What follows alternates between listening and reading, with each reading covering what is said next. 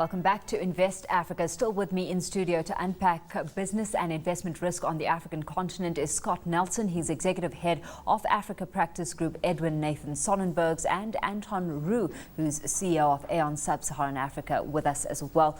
Gentlemen, let's get back into discussion. Anton, just before the break, we were looking at corruption and to what extent that's acting as a deterrent to investors. Scott highlighting that the onus is on business to know the environments within which they operate. Having said that, when it comes to types of business risk on the African continent, though, we're looking at business fraud, corporate kidnapping, transport and freight, hijacking. It all collectively plays a role here. Absolutely right. It's a package of a suite of mitigation factors that need to be put into place. I must just say that on the corruption side, I often feel that corruption is overplayed on the African continent.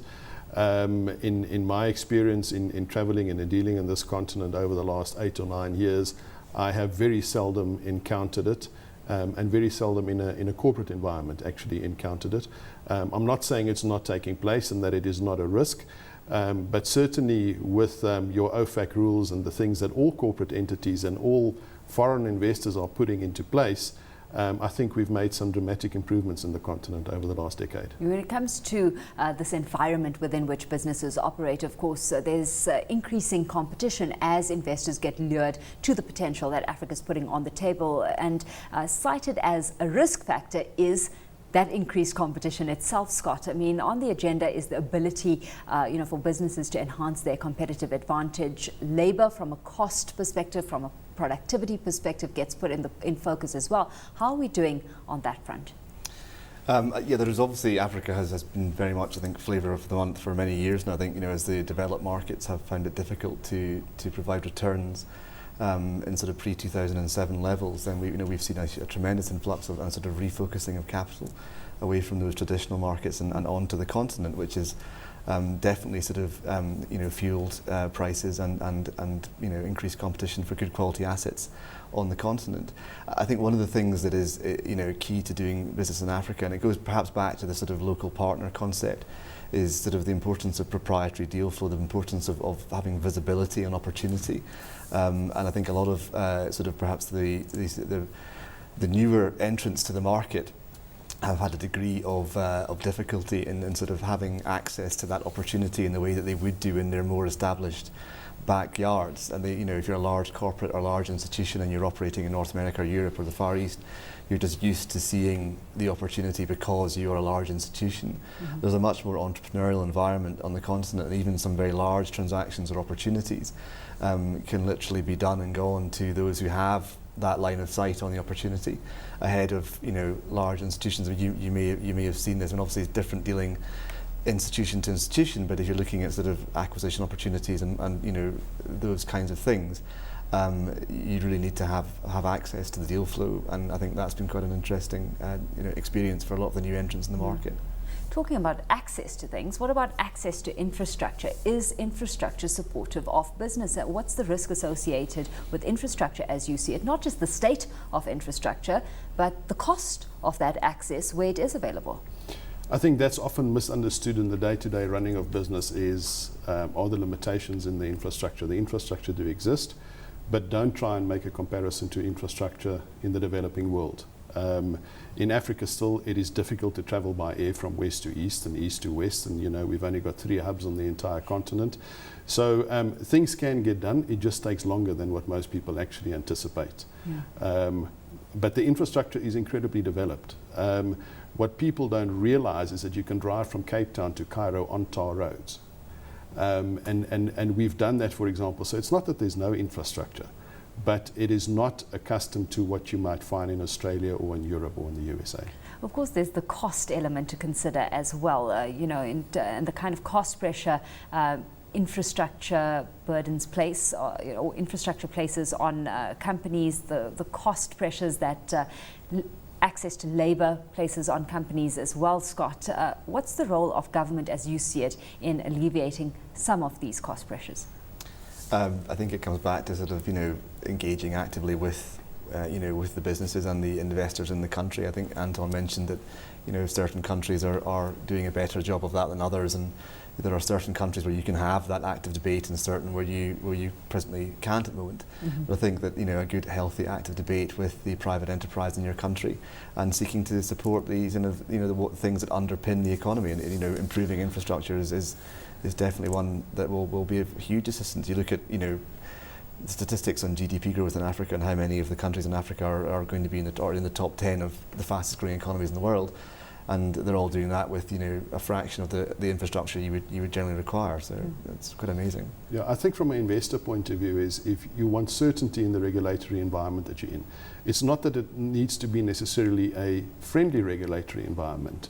There might be some issues in there that you disagree with or find discomfort, but what is more uncomfortable is a regulatory environment that changes at short notice without proper consultation. Absolutely. I mean, just looking at some of the other risks that have been identified by Aon's risk management survey, Anton, if we can go through them. I mean, the survey seeing 2 new risks entering the top 10 list: failure to innovate and meet customer needs, and then technology and system failure as well. That's pretty interesting. Give us some detail on those. I think the big issue in Africa is from a technology infrastructure point is the lack of connectivity from a technology point of view.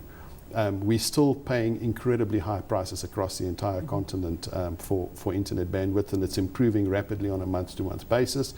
But that is a huge cost, and as a consequence of that, you may have something that works in the environment that you're familiar with. You get to a place, and all of a sudden, it doesn't work anymore. And as the world moves more to a globalization or cloud computing and so forth, some of these things just don't work necessarily, and not because there's a problem in the technology, but there's a problem in the connectivity to that. So I think that's a fairly significant risk factor, and the failure of those technology solutions or solutions that you want to deploy in the environments that you're investing in. It sounds like it's something that's key to focus on, Scott, because if things go wrong down these roads, I mean, failure to innovate and meet customer needs, and if you experience technology and system failures as well, it could lead to the damage of a reputation or brand, and that could have longer-term implications for the business itself and its profitability moving down the line. No, sure. When you take your brand into an African country, as both Anton and I can attest to, you need to make sure that you're not going to have a bad experience, and all the things you've mentioned potentially expose you, and you need to be comfortable that you've got the tools to do business with. And to a large extent, though, it boils down to changing strategies appropriately. Is enough emphasis being placed on adapting in order to survive? Because more often than not, we have seen in the past businesses employ a copy-paste model of their businesses on the continent. No, you can't. You can't. Again, we said this is a continent of many different countries, cultures, legal systems, etc. You can't just assume that one approach in one country will work in another country, and far from it. I mean, the importance of understanding the local drivers and dynamics in each market, and not assuming that it works the same way as it does in South Africa or it does in another country is absolutely key. That'd be a very, very poor mistake to make.